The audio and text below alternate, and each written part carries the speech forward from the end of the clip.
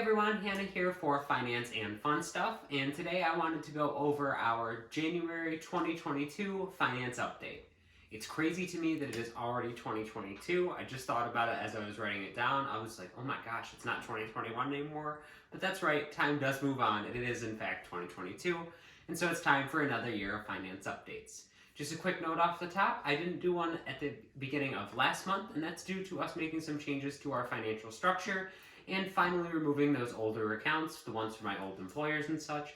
And so my totals weren't exactly accurate, and the way that things were being withdrawn from the accounts, it didn't seem worth it to get the finances done that month. But regardless, we are back at it with another month here in January 2022. Now, in terms of how this is going to work, I'm going to treat it like it's a completely new year, so it's a completely new version of our finances.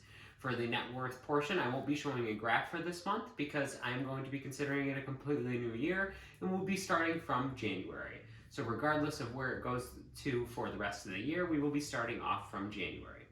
So as always, we are going to start off with the totals for all of our investment accounts. So starting off with our M1 Finance Roth IRA, that is currently sitting at $5,269.47.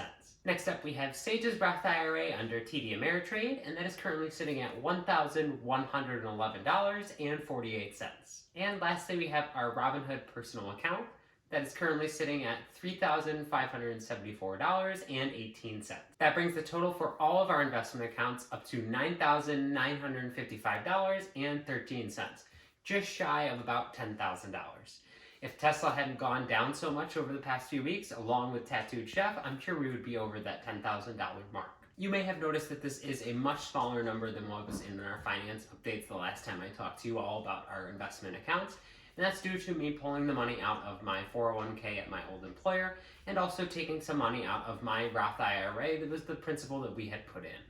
We needed to take that money in order to put it into the budget, in order to budget out a little bit further, and due to the winter and everything going on with our jobs being reduced over the winter time, we decided it was the best to take that money out of the M1 Finance Roth IRA, and that's truly the best part about investing, is that you do have a safe haven if you do need some money to pull out in order to pay for your monthly expenses for the short term.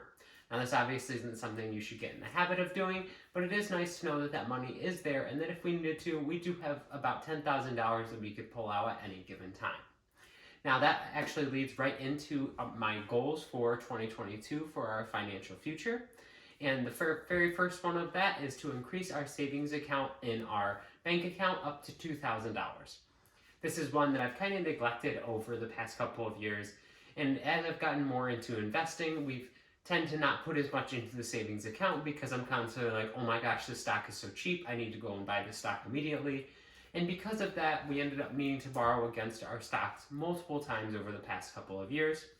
And I'm aiming to change that over 2022. So by the end of 2022, I hope to have at least $2,000 in our savings account. That way we can have a little bit of a buffer, so that way when harder times hit and we don't have as much income coming in, or when super great deals come out on stocks, I can take the money from the savings account and not feel bad about it and not have to borrow against something else that we had already accounted for. Our next goal is to increase our net worth by the end of 2022 up to $16,000. Now, this is definitely a conservative goal considering how much we grew our net worth over last year, but I think it is one that is going to work out well for us for 2022. Both me and Sage have decided to look at our lives a little more holistically, and we are trying to balance our lives a little bit between investing and living a fun life while we are still young. So because of that, we don't have quite as much money to put into investments, but it is very much still a priority to us. And at the end of the day, the more money we get in when we are young is going to be worth so much more when we get older. And so we are going to set the goal of $16,000 for this year. But I do think that we will exceed that by the end of the year. And so stay tuned and see if we make sure we get past that $16,000 mark. Now, where are we going to be investing the money that we are going to be adding into our investment accounts? Well, I'm glad you asked. So this is another one of our goals. We're actually planning on increasing our Robinhood investment account up to $5,000. Now, this is an increase of a little over $1,500. And this is our Robinhood account. This is our personal portfolio account that we are using as kind of a safe haven to put money into to eventually buy a home. So this is one of the things that we are most excited about in the coming years, and so we decided that this is one of the places we should be putting our money into. And we are also hoping to increase Sage's TD Ameritrade account up to $2,000. I have put a lot of effort into my own Roth IRA, and we've put a lot of money into that over the last couple of years, but we haven't put nearly as much into Sage's Roth IRA. The way that I have structured both of our Roth IRAs is that mine is a little bit more risky and a little bit more single stock invested, and hers is a lot more index funds and a lot more safe of a route.